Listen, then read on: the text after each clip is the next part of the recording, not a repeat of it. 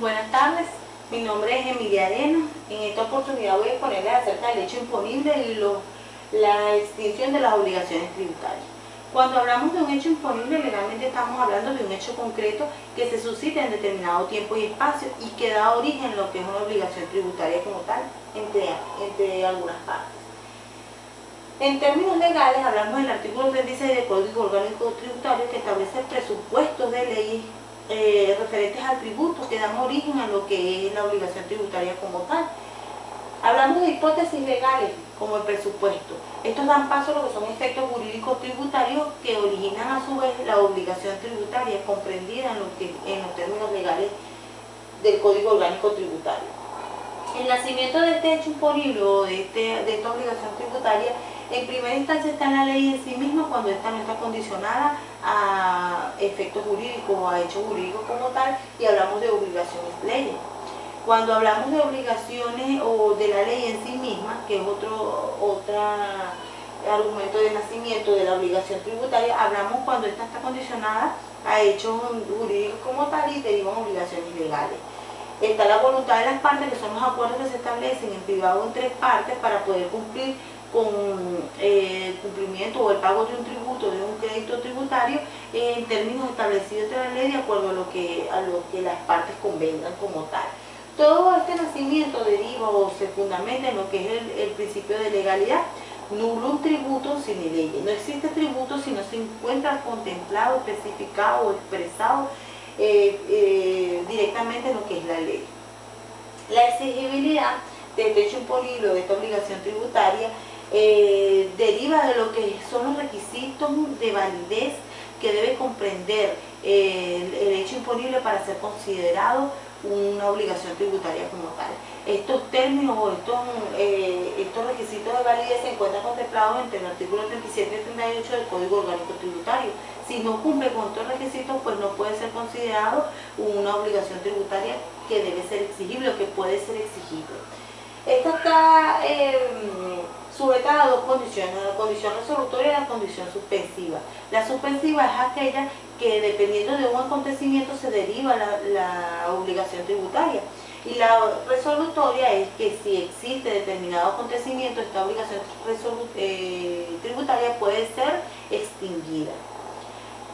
Lo que respecta a los modos de extinciones, tenemos 5 tipos o 5 modos: el pago, la confusión, la remisión, la declaración de incobrabilidad y la prescripción.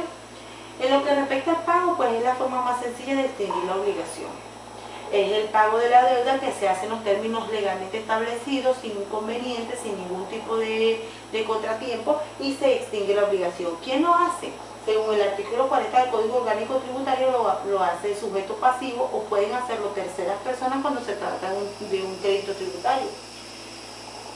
¿Cómo lo debe hacer? Bueno, en los términos que se establecen previamente, en los acuerdos que establecen las partes, cómo debe ser ejecutado el pago. Cuando existe un pago a cuenta, debe existir una autorización realizada por la parte titular del crédito tributario. Esta parte debe autorizar cómo debe ser gestionarse el pago a través de la cuenta. El orden de impugnación, cuando hablamos de orden de impugnación, hablamos de las sanciones que son aplicadas cuando el pago de la deuda se ve perturbado por alguna situación. Existen efectos moratorios que retardan el pago de esta y por lo tanto surgen sanciones y surgen intereses moratorios que debe cumplir el sujeto pasivo en virtud del cumplimiento tardío de esa obligación.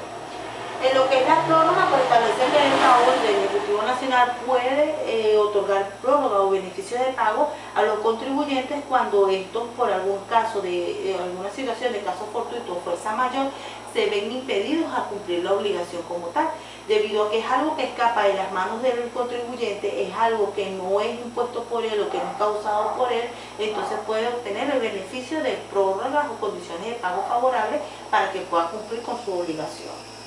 Los efectos del pago, bueno, es que se extingue la obligación como tal y el sujeto pasivo queda libre de gravamen y puede exigir ante el ente público que le dé un comprobante como que ha quedado solvente, como que ha quedado sin deuda alguna con respecto a En lo que respecta a la confusión, tenemos que el artículo 1342 del Código Civil toca sutilmente este punto, y el artículo 52 del Código Orgánico Tributario también. La confusión se da cuando el sujeto pasivo, el deudor, en este caso quien contrae la obligación tributaria, tiene las mismas características del acreedor. Esto puede darse, por ejemplo, en un caso de herencia, en el que la persona que da deuda heredará o dará en herencia su bienes, su crédito, su tributo a la persona que se supone es el acreedor. En lo que es la remisión, cuando hablamos de la remisión, hablamos también del perdón de la deuda. Existen distintas formas o ciertas formas en las cuales la deuda puede ser perdonada. El sujeto pasivo es condonado o es perdonado en este caso, y se le extingue o se libera de lo que es el pago de la deuda como tal, del tributo. Esto puede ocurrir cuando existen deudas aduaneras o cuando existen deudas por débito bancario, por ejemplo. La declaración de la incobrabilidad, esto es algo que es exclusivo del fisco, ¿verdad? Ellos establecen, pues, o de acuerdo a ciertas condiciones, ellos extinguen la deuda con el sujeto pasivo cuando, por ejemplo, no se encuentra dentro de lo que es el perímetro nacional, cuando no se encuentra dentro del país, se encuentra en el extranjero, cuando haya fallecido o cuando no reconozca la deuda que tiene con respecto al público, y no existe una manera de comprobar tangiblemente que en realidad la ha contraído como tal.